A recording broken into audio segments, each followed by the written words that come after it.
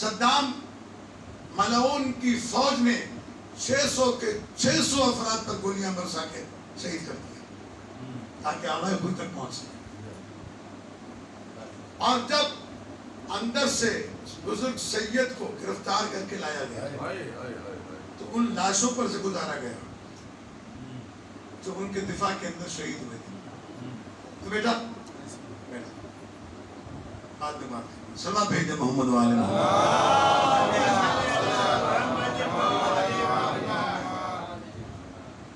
آیت اللہ العظمیٰ سید القاسم خوئی کو ان لاشوں پر سے اس لیے تاکہ ان کا حوصلہ کمزور ہو جائے.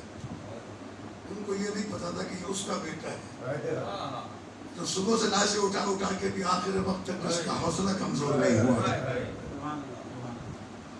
جب آغا کو صدام ملعون کے محل میں لایا گیا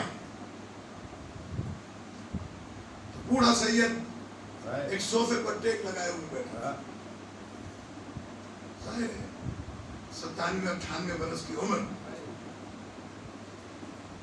ٹیک لگائے بیٹھے تھے. اتنے میں صدام ملعون آیا اور آنے کے بعد اس نے آغا سے کہا کہ میں جو اسلام کی خدمت کر رہا ہوں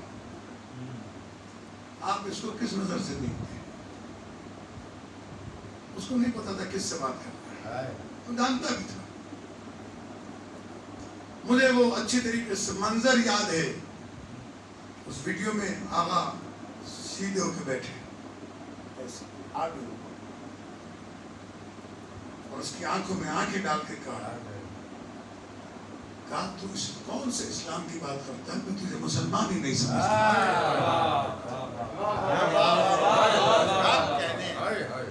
اس کا نام ہے مرجعیت.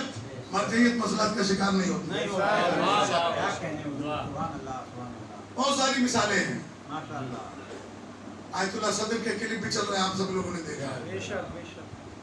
بہت ساری مثالیں میں ابھی نہیں بیان کرتا بس یہ میں مسائل کی طرف گریز لینے کے لیے میں نے یہ آغا نے کہا میں تجھے مسلمان نہیں سمجھتا تو کون سے اسلام کی بات کرتا ہے.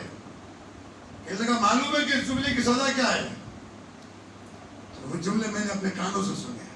اس کا کوئی راوی نہیں. کہا میں جب مدرسے میں داخلہ لیا تھا اور باشعور ہوا تو 3 دعائیں میں نماز شب کے مصلی پہ مانگتا ہوں. یا اللہ مجھے ایسی بیوی عطا کر جو علم کے حصول میں میری مددگار ہو. میرے اللہ نے وہ میری دعا سنی. دوسری دعا میں نے مصلی پہ مانگی تھی یا اللہ مجھے اتنا علم عطا کر کہ میں دنیا شیعت کا سب سے بڑا مرجع بنوں. یہ واحد مجتہد ہے شیعوں کا جس کے 1000 شاگرد مجتہد ہیں.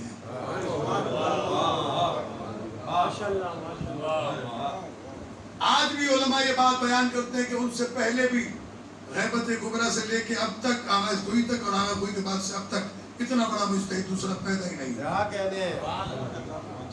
اور کہ تیسری دعا جو 75 سال سے میں مصلی پر مانگ رہا ہوں وہ یہ کہ یا اللہ مجھے شہادت کی موت عطا کر جس کے لیے میں دعا کر رہا ہوں اس کی تو مجھے دھمکی دے رہا ہے.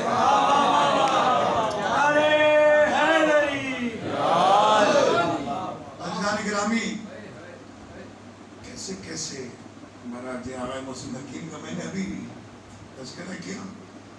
سید صادق علی شاہ نقوی لاہور کے غالب تھے بڑے قداور. دبئی میں بھی ان سے ملاقات ہوئی. انہوں نے یہ واقعہ سنایا مجھے براہ راست. کہنے لگے کہ ہم مترجم تھے آغا محسن حکیم کے. ان کے دربار میں ایک تاجر خمس کے پیسے لایا اور اس کے بعد اس نے آغا سے سوال کیا آغا ہمارے یہاں ذاکرین پڑھتے ہیں کہ امام سجاد 35 برس تک خون کے آنسو روتے ہیں. آپ کیا فرماتے ہیں آیا یہ روایت جائز صحیح ہے؟ آغا صادق علی شاہ فرماتے ہیں کہ میں نے اپنی آنکھوں سے دیکھا کہ آغا نے اپنی جیب سے رومال نکالا جو سفید رنگ کا تھا اور آنکھوں پہ رکھ کے رونا شروع کیا. کہا جب وہ سفید رومال آنکھوں سے ہٹایا تو اس پر خون کے دھبے لگے ہوئے تھے. وہ تاجر ہاتھوں کو جوڑ کے کہنے لگا آقا اب نہیں پوچھوں گا. اس کا پوتا 1400 سال سے کہ بعد خون کے آنسو رو رہا ہو، جس نے اپنی آنکھوں سے پھپھیوں کو ننگے سر دیکھا